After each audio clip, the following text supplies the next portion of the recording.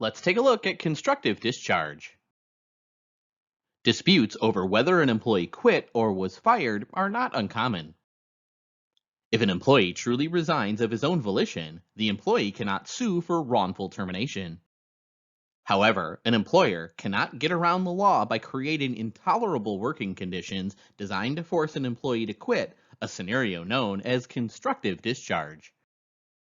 If, under the circumstances, a reasonable person would have felt compelled to quit, courts will construe the resignation as a termination, and a claim for wrongful termination can still be brought.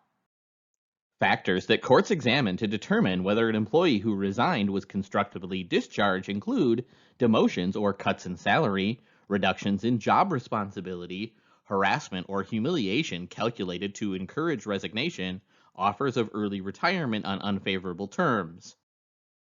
A resignation that occurs when an employee is presented with the stark option of resigning or being immediately terminated can constitute a constructive discharge. Courts consider in these cases whether the employee was given any alternative to resignation, was allowed a reasonable amount of time in which to make a choice, and was permitted to select the effective date of the resignation. Constructive discharge is not a wrongful discharge claim in itself. Instead, a finding that an employee was constructively discharged allows the employee to bring any legal claims that would be available had she been formally terminated. The nature of constructive discharges and the incredible lengths to which some employers go to drive employees out lends itself to another legal claim. One strong possibility is harassment, another is infliction of emotional distress.